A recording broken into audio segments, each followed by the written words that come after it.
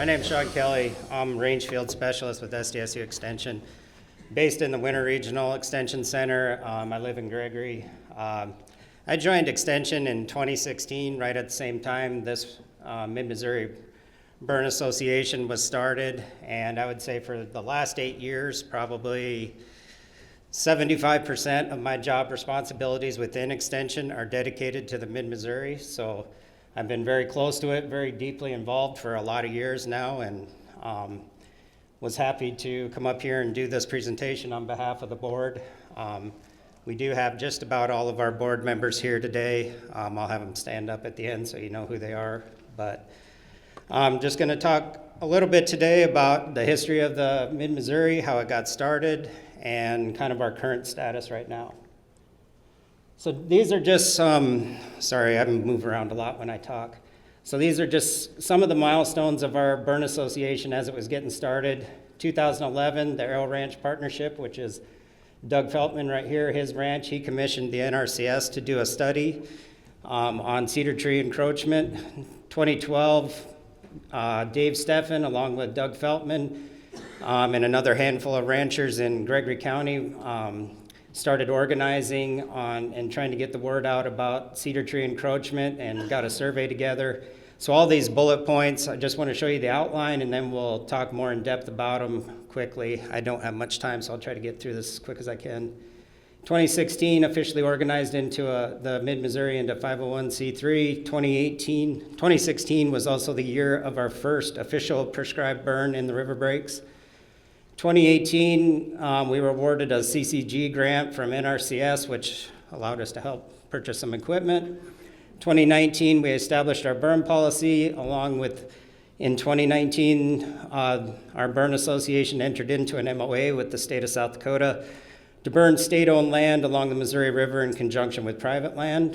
2023, the Mid-Missouri celebrated our most successful season. We burned close to 6,000 acres in the river breaks. And then we also, that same year, entered into a 5-year NRCS contribution agreement.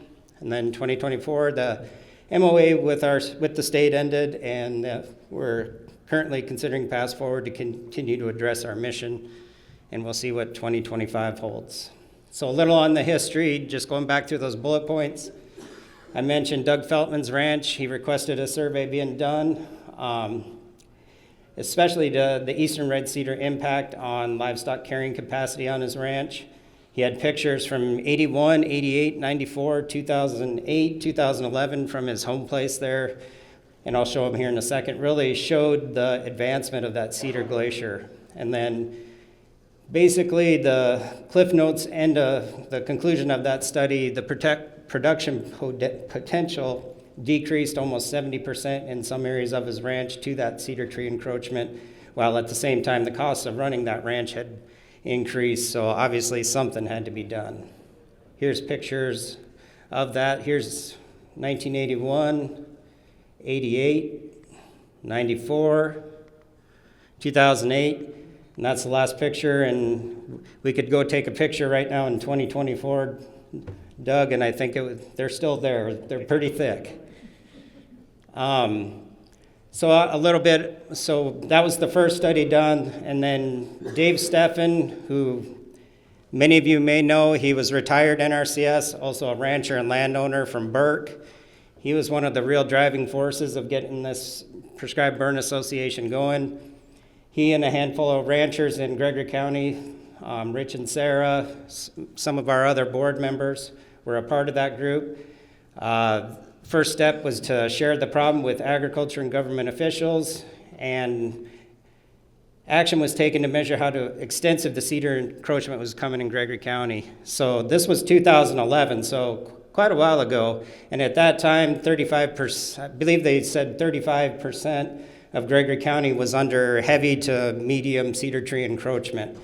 So based on Doug's study, you can imagine when these ranchers in Gregory County are starting to lose 50, 60, 70% of their production potential on their ranch, their backs are against the wall. You're not going to stay in business long, and you got to start doing something. This is just to zoom out a little bit just to show you the advancement of that cedar glacier, 2000 to 2018. You can see how it's just starting to continue to creep up from the south. 1990 versus 2020, that picture on the left is from another ranch that we do prescribed burns on right along the Missouri River there. So to get the Mid-Missouri started in 2012, Sarah, Dave, some of the other board members from the Mid-Missouri, they sent out a survey to 440 Gregory County landowners. This survey was done in 2012. Some of the questions on that survey, just for an interest of time, I'm going to go through them pretty quick, but how concerned are you about the encroachment of cedar trees? Have you tried control methods in the past? Are you interested in joining a prescribed fire association? What services, materials would you like to have in a prescribed fire association if possible? How much would you be willing to pay for dues? And would you be willing to assist doing a burn if you in turn received help from the association members? So what was the results of that survey? So John Weir is here. This is John Weir. You published this. This is the Bible for prescribed burning. This is the Bible that we kind of followed when we were setting up the Mid-Missouri. From John Weir's manual, liability insurance training helps, some of the main things that you need to work on when getting a prescribed burn association together. This was the results of our survey. These were the main points that everybody wanted more information, more help on. Help conducting burns, questions on liability insurance, equipment, coordination with fire departments, and then training, and help developing burn plans. So how did we get started? Again, this is from John Weir's manual. We basically just followed this. Assemble a group of interested citizens, landowners, federal, state, county agencies, select a team of leaders. This is how we did it. The landowners, obviously Gregory County landowners, Brule County with Doug. The federal, state, county agencies we reached out to in the beginning were NRCS, U.S. Army Corps of Engineers because we were along the Missouri River, SDSU Extension, South Dakota Game Fish and Parks, and South Dakota Wildland Fire.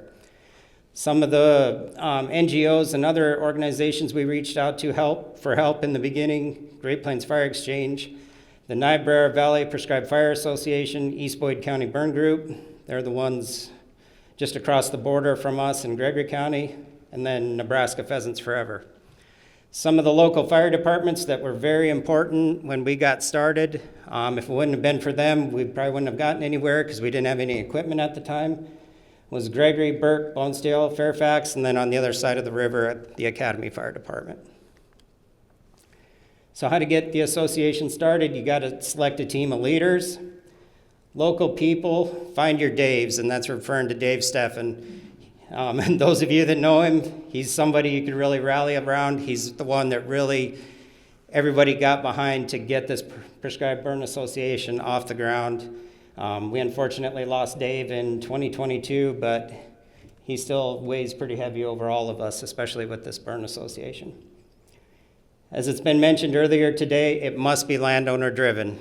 These PBAs, I think the reason this one has been so sustainable for 8 years is because it's landowner driven.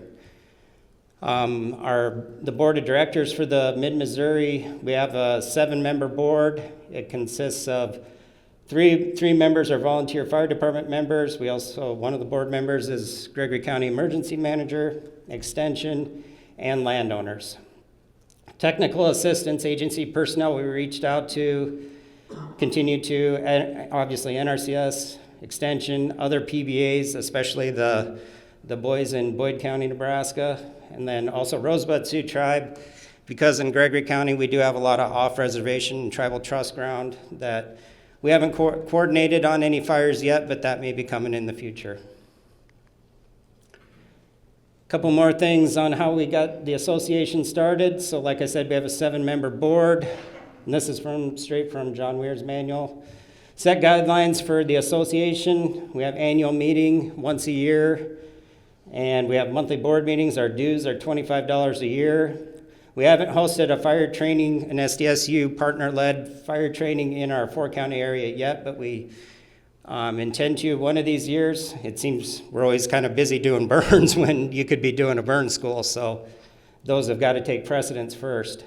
And like it's been mentioned before, all of the prescribed burns that we do as part of our burn association, those are training burns as well. We're teaching other landowners, other neighbors how to burn.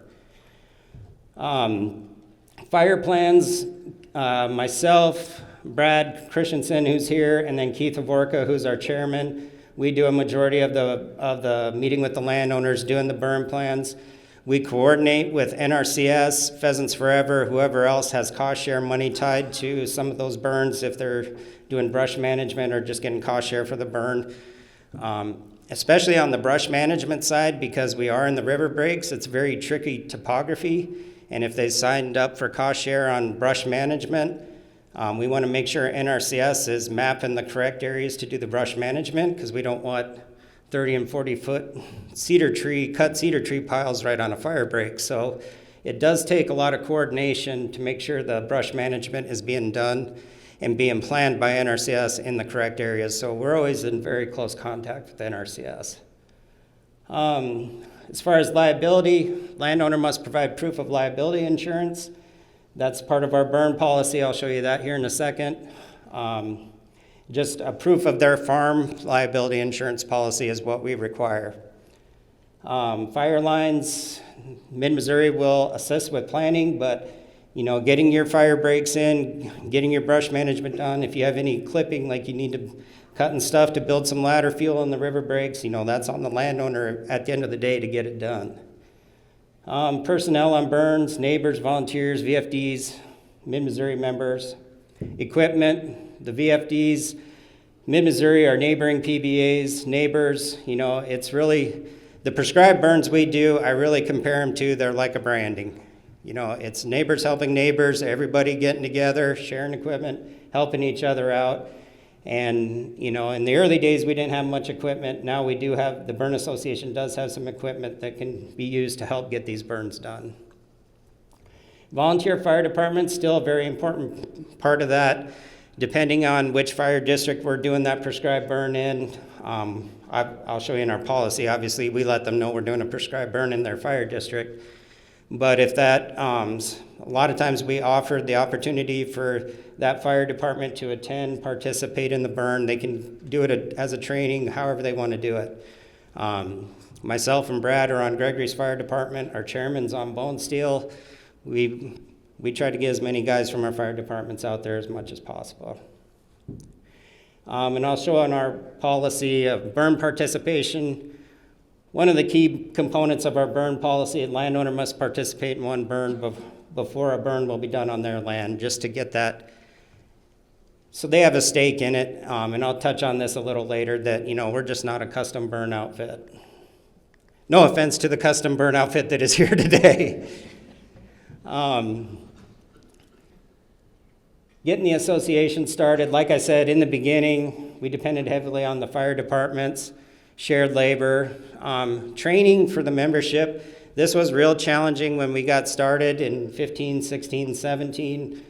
There just wasn't that much help out there. We obviously, and I'm not trying to throw anybody under the bus here, we reached out to a lot of the federal and state agencies in South Dakota, and they just didn't know how to help and weren't allowed to help or could not help. We were the first prescribed burn association in the state, so it was just hard to find that help, and they just didn't know how they could help us, especially when you're dealing in very rough, we're not doing 50 acres of flat CRP. These are challenging burns in very rough country. So from that, we reached out to our neighbors south in Nebraska.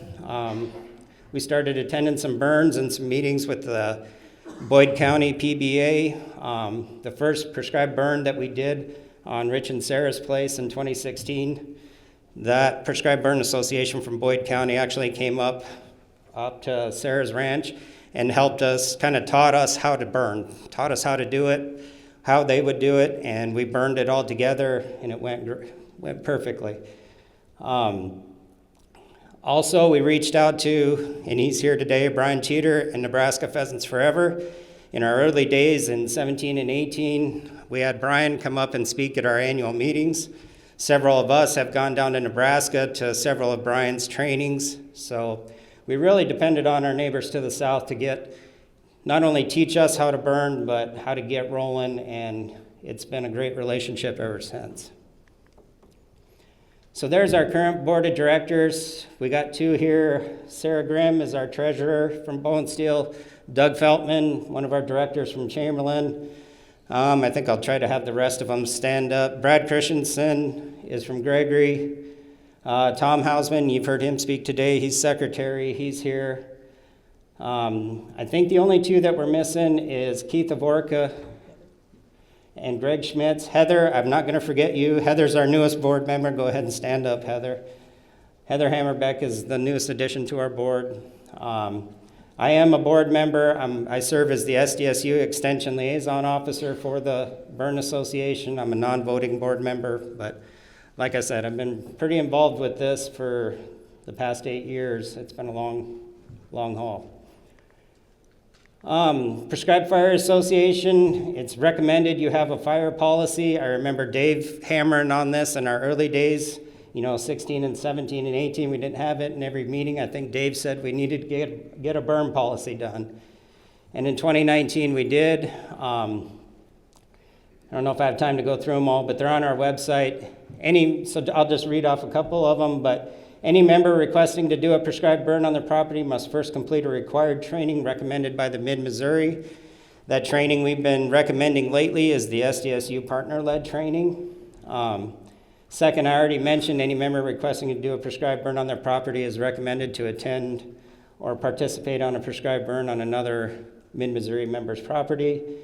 All prescribed burns must have designated burn leader and igniters.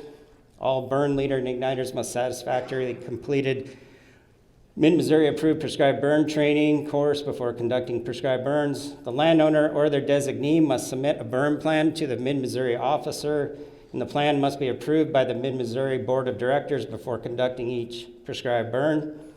And the landowner or their designee must also submit proof of liability insurance. I already mentioned that. Once the burn plan is approved, the landowner or their designee must submit a copy of the signed burn plan to the sheriff or emergency management director and the fire chief having jurisdiction for the area to be burned. So it's kind of what our burn policy entails. So moving forward a little bit after 2019, right around 2018, 2019, like I said, we got our first CCGA grant with NRCS. And that one really was a game changer for us because it allowed us to purchase some equipment for the Burn Association. We were able to get some side-by-sides, some slide-in fire units for the side-by-sides. We were able to get some some tender tanks, just Nomex clothing, just a lot of stuff, hand tools, I'm sure I'm forgetting stuff, drip torches, just a burn trailer. So it was really a game changer for us. And like Sandy mentioned, it was close to $100,000 worth of equipment we were able to procure, which has really helped us get prescribed burns going in the 4-county area. Like I mentioned, in 2019, the Mid-Missouri entered into an MOA with the state of South Dakota to burn Title VI take ground along the Missouri River in conjunction with private land. I'll touch on that a little bit at the end. Since 2016, we've conducted 23 successful prescribed burns encompassing close to 8,500 acres. 90% of these burns have been in the Missouri River breaks and or along the Missouri River. Largest was 1,800 acre burn unit we did in 2023. It was right along Highway 18, just up the road from Fort Randall Dam in Gregory County. Like I mentioned, our first burn was 2016. I know 8,500 acres over the last 8 years probably doesn't look like much, but 2019 we didn't do anything to flood because of flooding. 2020 we were hammered because of COVID. Really in the beginning in 16, 17, we were learning how to burn, so we were extremely careful, diligent. We still are, but just didn't have much experience under our belt at that time. We did our first fall prescribed burn in 2022. That was just up from Whetstone Bay along the Missouri River. And then our most successful year was 2023. We burned almost 6,000 acres in the river breaks and along the Missouri River. And it really wasn't the weather cooperating because it was a crappy year burn-wise for weather because we didn't actually get rolling until about the end of April, but we went hard and fast for about 3 weeks. But I think so many things came together. We finally had some experience under our belt. We had equipment. We kind of had the lay of the land on a lot of these burn units had been deferred 2 to 3 years because of these other issues. So everything really came together nicely in 2023, and we were really looking forward to growing it even more and powering ahead. Also in 2023, SDSU Extension, in partnership with the Mid-Missouri, we entered into a 5-year NRCS contribution agreement. Sandy's already talked about that, so I won't spend too much time on that. So to get us to the current status in 2024, I know Pete mentioned he got a phone call this spring. Well, I got a phone call too this spring. And this picture here is from Rich and Sarah Grimm's ranch. You told me last night that healer's name and that horse's name, but it's a really good picture. But this is kind of where we're at right now. The Mid-Missouri is kind of at a crossroads right now, and we're kind of figuring out which direction we're going to go, or which direction we can go. But we're going to continue to look forward, move forward, stay positive, and really look forward to better things, good things out on the horizon yet to come. The current status, the Mid-Missouri and the state are in confidential negotiations for a new agreement that would allow burning on both state and private land. The Mid-Missouri may currently continue to burn on private land only right now. And I just wanted to show an example of what a typical burn unit looks like for the Mid-Missouri. This burn unit's kind of special because this is Rich and Sarah Grimm's ranch. This is the Missouri River right here. You can see this is a 1,000-acre unit, and this half down here is where we did our first prescribed burn in 2015, 2016. And over here, this half up here is what we burned in the spring of 2023. And the Title VI ground that I'm talking about, the state-owned land that we would burn across, is in this red shaded area. You can see how that runs up and down the Missouri River. And I bring this up not to just say this is just strictly a Mid-Missouri issue. We have another new prescribed burn association north of us that is along the Missouri River. Any other new prescribed burn associations that are coming online, whether it's further up the Missouri River. I know there's tremendous interest with Jewell and out west in Millette County. Just knowing, what other types of land ownership are in your burn district or your fire area is going to be extremely important because some agreements may need to be worked out. Whether it's state-owned land, whether it's federally owned land, tribal land, there's different things that are going to be out there that you may have to work through. So just to hone in on hers, because I'm going to show some aerial pictures after the burn. So this is what we burned first, was right here. This is where we set our black line, came up around. You'll see a little hoop here, and you'll really see it in the aerial photo. Over here is a property line where there was a lot of cut and stuff cedars. This was the wind direction blowing towards the river. And we burned that first week of May in 2023, and really went well. We had a crew of about 25, 30 people out there that day. This is an aerial photo taken about 3 days after that burn. You can see that that little hoop right there. That is that right there, just to give you some bearings on that burn unit. The neighbor to the south on the Mulehead Ranch, he's from Minneapolis, but he flies back and forth to the ranch, I don't know, once or twice a week, and he took these photos. But you can see this was 4 days after we did the burn. We did the burn in one day. It was a full day, and then Rich went out the next day and did a bunch of interior ignitions. And I'd say talking with Sarah, we got about a 75% kill on that burn unit. Opened up a lot of country that hadn't been opened up before. This was a big, heavy, hot burn. I mean, these were solid 30, 40-foot cedar trees. This is the same unit, middle of that summer. And you can really see how fast the vegetation returned. Okay, I'll go fast. You can see how the vegetation really returned, how much country it opened up. Just amazing how fast that came back and just shows you, like John Weir mentioned, if you don't have fire, you won't have grass. There's just another picture looking off the river. These were taken with a drone, but I'm on my last two slides, Kara. Moving forward, when forming a PBA, be mindful of the varying owners, like I mentioned, state, fed, tribal, of land within your burn district, as cooperation agreements may need to be sought to conduct burns. You know, unfortunately, this mid-Missouri River corridor, it's really ground zero for this woody encroachment, for this glacier moving up from the south.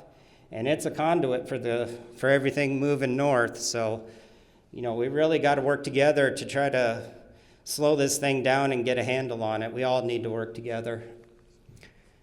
And just on closing note, just because, and I swear I'm not bashing the custom guys here, it's just because I get asked this so many times with our Mid-Missouri Burn Association. You know, they want us to come do a burn for them. I'll pay you. We'll pay you to come do our burn for us. And it just doesn't work that way. That's not, John and Brian have both mentioned it. We're not a custom for hire service. PBAs, it's been mentioned all day today, foster that foundation, a burn culture that is sustainable for generations. You know, at the end of the day, the landowner is responsible for their own ground, and putting in the work for the burn prep. And it's been very clear, and I want to be very clear about it. Federal, state, local agencies, NGOs, they all play an incredibly important and critical part in supporting these PBAs to get that culture established. We've been doing this for 8 years, and I feel we really do have a sustainable burn culture, and it just continues to grow in the south central part of the state.